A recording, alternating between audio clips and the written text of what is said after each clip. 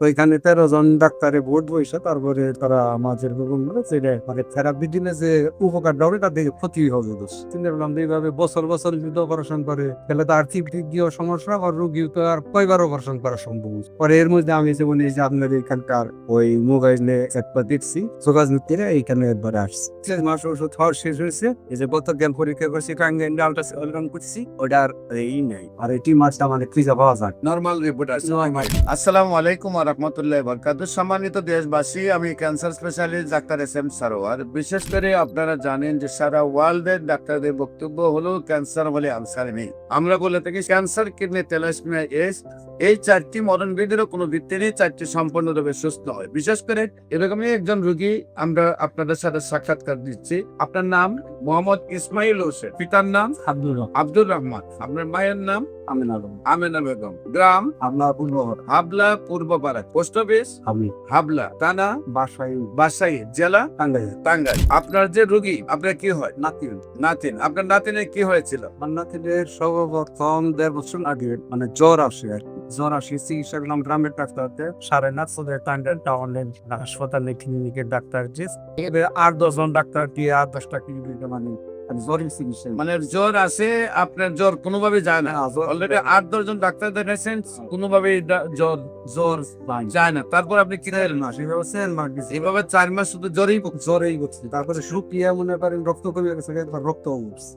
তারপর রক্ত কমে গেছে, রক্ত পড়ছে। হ্যাঁ, ডাক্তারে বলেছে রক্ত বলছে ছেলে আর জ্বরেই রক্ত বলছে, তাও আবার জ্বর থামে, তাও জ্বর থামে। পরে এক ডাক্তারে যেমন ওই ঢাকা শিশু হাসপাতালে আচ্ছা আচ্ছা। এবার থেকে সুবার ওইখানে নিয়ে গেছি, ওইখানে ডাক্তারি দিয়ে গিয়া আগে সব বিভুট টুবুট দিয়ে গিয়া তারপর আলট্রাসোনোগ্রামে দিছো না কই কেটে তখন আলট্রাসোনোগ্রাম টিউমার পরে ওইটা ওই শিশু হাসপাতালে অপারেশন করছি। অপারেশন করার পরে অপারেশন করে সবটুকু ডেড করা হচ্ছিল না, এটা নারী ঢুকে আসি এনেছে ফের করে আসছি 1 বছর পরে আবার মানে ওইটা আগের মতো আবার জ্বর মানে জ্বর আসা থামে না। তারপর শিশু হসপিটালে আসছে, সেখানে টিউমার ধরা পড়ার পরে আপনারা অপারেশন করে, অপারেশন করার পরে জ্বর থামছে, সুস্থ হয়েছে, কিন্তু পুরা টিউমারটা বার করতে পারেন। আবার 1 বছর পরে আবার জ্বর আবার তারপরে আবার শিশু হসপিটাল আসছেন।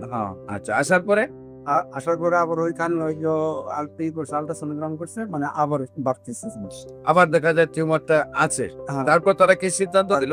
যে এটা থেরাপি দিতে হবে, ওই আপনি মহাখালী ক্যান্সার হাসপাতাল যে আপনার এটা এই মুহূর্তে চিকিৎসা সম্ভব না, আমরা থেরাপি দিয়ে মহাখালী ক্যান্সার হসপিটালে চলে যান। তারপর সেখানে গেছেন, ওইখানে গেছি মানে ওইখানে পাঠাইছি, ওইটা কিভাবে দিতে হবে, কত মাত্রায় দিতে হবে এটা মানে লিখিত আনা হবে। আচ্ছা আচ্ছা। ওইখানে 13 জন ডাক্তারে ভোট বইসা তারপরে তারা আমাদের যে মানে থেরাপি দিলে যে উপকারটা হবে তার দিকে ক্ষতি হবে দোষ।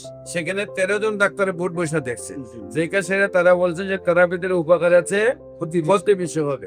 তখন আপনারা কি সিদ্ধান্ত দিল? ওনারাই বলে দিছে যে আবার আপনারা অপারেশন, আবার আপনারা ওই শিশু হসপিটালে অপারেশন করেন।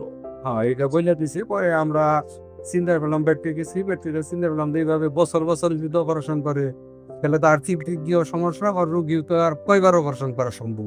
পরে এর মধ্যে আমি যেমন এই যে আপনার এখানকার ওই মোবাইলে একবার দেখছি, তারপরে বলে পারি যে ওই একদিনের মধ্যে আমি এখানে যোগাযোগ করে এইখানে একবার আসছি, এসে প্রথম পারিশ দিয়ে নিয়ে গেছি। নিয়ে যাওয়ার পরে 6 মাস ওষুধ খাওয়া শেষ হয়েছে। এই যে গত জ্ঞান পরীক্ষা করছি আলট্রাসাউন্ড করছি, ওটার এই নেই আর এই টিমারটা মানে ফ্রিজে পাওয়া যায়। নরমাল রিপোর্ট আছে, এই রিপোর্টে আসছে যে সম্পূর্ণভাবে ভালো নাকি? আর এর আগে রিপোর্টে ধরা পড়ছে যে আছে, যে এখানে সম্পূর্ণ রিপোর্ট আমাদের সামনে রয়েছে। সম্মানিত দেশবাসী, বিশেষ করে ওনার 1 বছর আগে একবার টিউমারটা হয়েছে, সেটা অপারেশন করতে হচ্ছে। আবার 1 বছর পরে টিউমারটা হয়েছে, তখন ডাক্তাররা বলছেন যে অপারেশন হবে না, কেমন লাগবে। তারপর 13 জনের ডাক্তার বুট বসে বলছেন যে কেমন হবে না, তাকে অপারেশন করতে হবে।